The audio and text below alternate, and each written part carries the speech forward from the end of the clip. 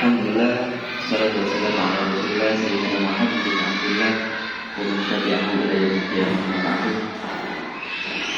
Teman-teman sekalian, yang saya hormati Kepala RT 21, alhamdulillah kita dipertemukan oleh Allah Subhanahu wa taala di kantor RT 21 yang saya baru tahu sekarang kalau ternyata pindah ke lantai 1. Sebelumnya lantai 2 saya naik ke atas. Ayah kata Zaki, kantornya di sana. Alhamdulillah. Ya kok nggak laporan kepada ini, tangan SMS atau WA.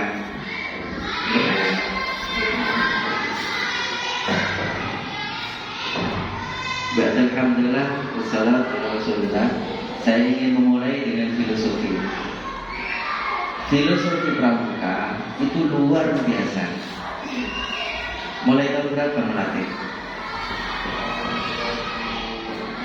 20.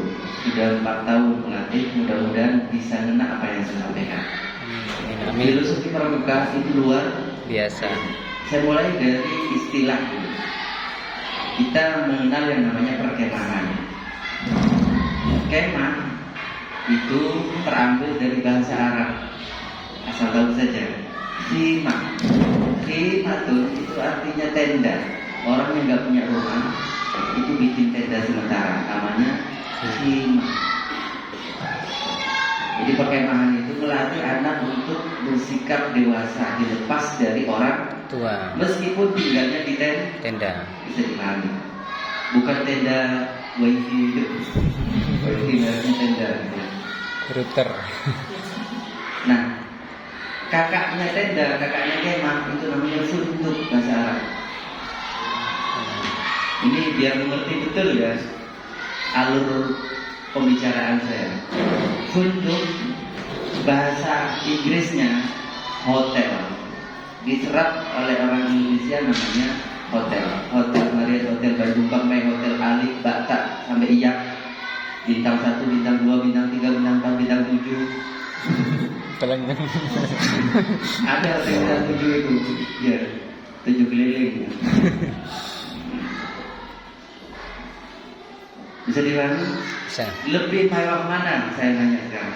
Antara hotel dengan rumah? Jawab. Rumah. Salah. Rumah.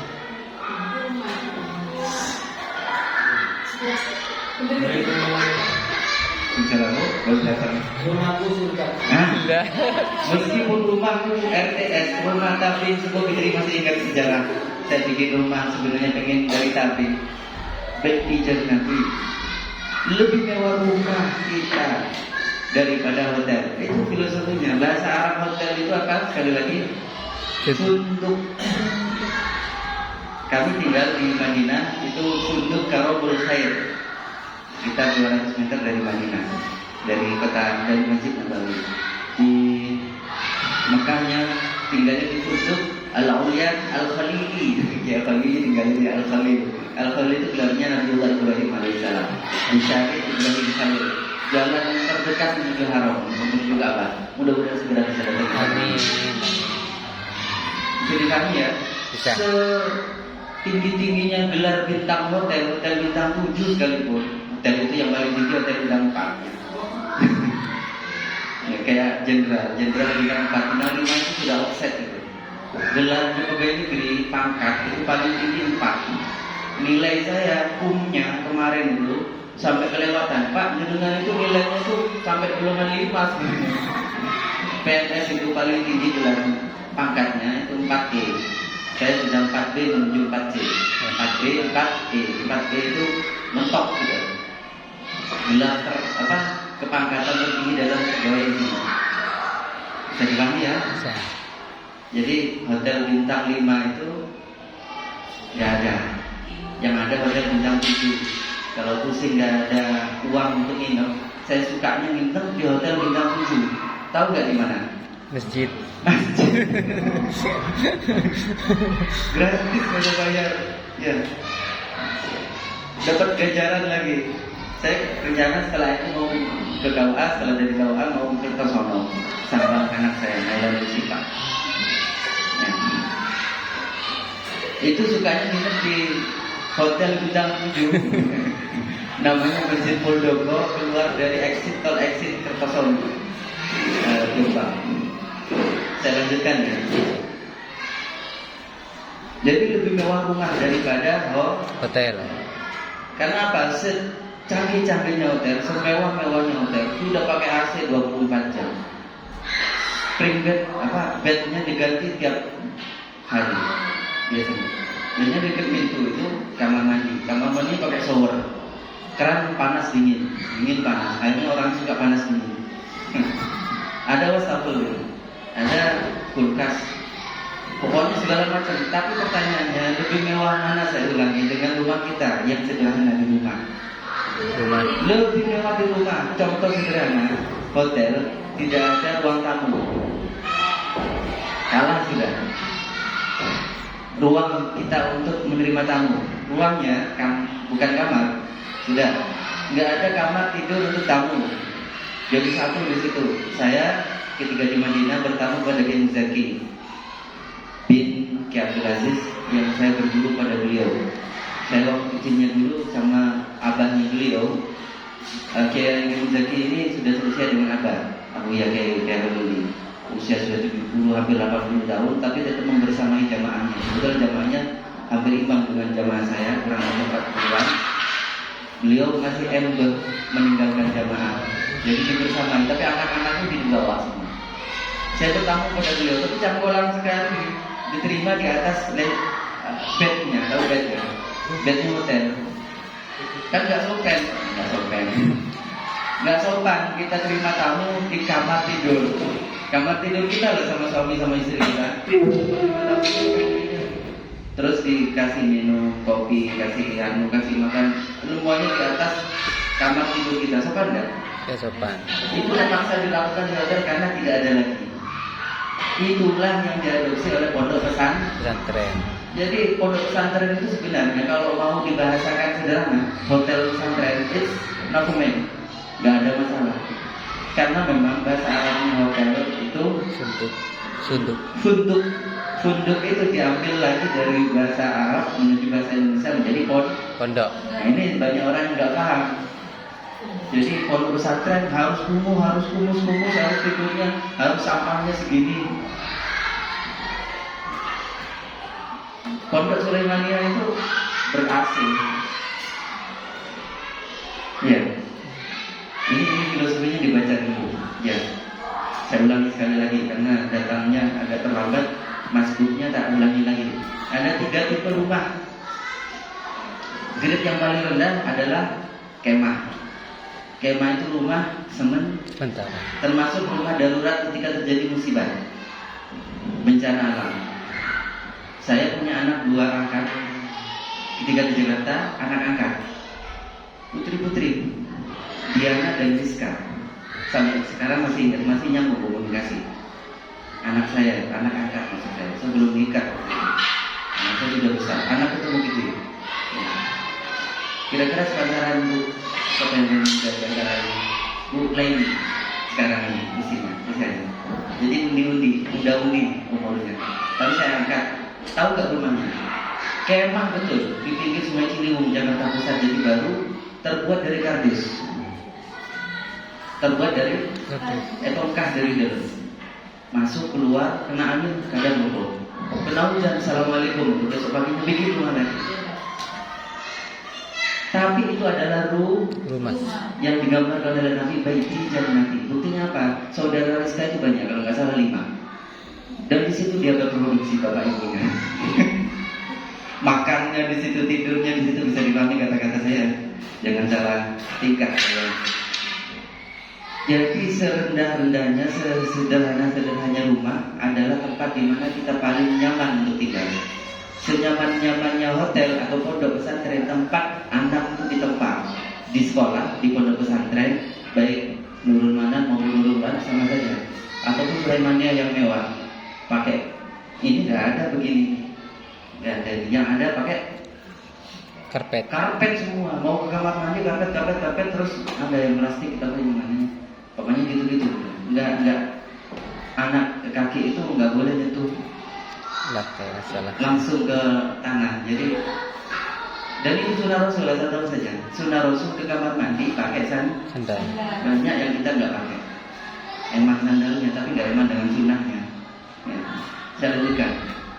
Sekarang filosofi pramuka sekali lagi. Anak itu diajari bukan hanya dipondokkan kalau bikin makan. Diajari bagaimana kalau terjadi bencana rumah roboh, tinggalnya, stay-nya untuk sementara di rumah penampungan itu dilatih di situ. Ini filosofinya bersama. Perkemahan Sabtu malam Pak Mak bersama Bapak. Kalau nggak mau persami nggak apa-apa.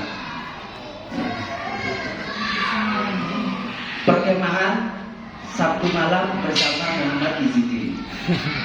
Persami juga itu, Islami itu Pak Mak. Persami nggak apa-apa juga. Persatuan Sabtu malam Ahad kita bersama-sama makan mie. Aduh, mau singkatan kayak apa lagi? Ya. Sekarang saya fokus, sudah lebih banyak yang datang. Tolong dibantu kalau saya ada kata-kata yang salah, karena saya sudah lama gak ikut perkemahan pramuka. Ke Cibubur pernah? Tidak pernah. Yang paling jauh mondok kemah di mana? Surabaya. Di mana ya? Jawa Timur. Wah, ini sudah kaliber regional ya. Kelas gubernur. Buah Viva sama Bu siapa calon kita bunyai dua-duanya.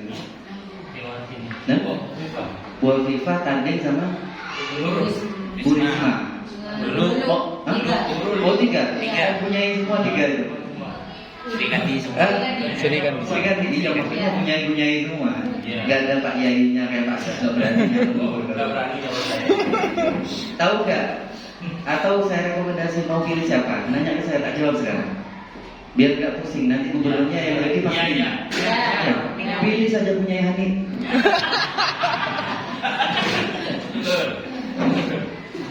Beres, pasti gak jadi.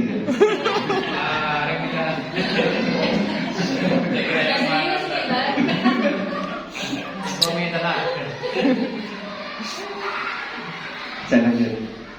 Jadi ada yang namanya janji pramuka, namanya apa? Tri Satya. 3 janji. Janji yang pertama, ayo saya tes kalian. Menjalankan kewajibanku selaku hamba Allah. Gampangannya gitu, kepada Tuhan. Jadi sholatnya rajin. Salah orang ikut pramuka malah nggak sholat, nyoksang gitu namanya. Sholatnya kan Rajin. menjalankan kewajiban kepada Tuhan.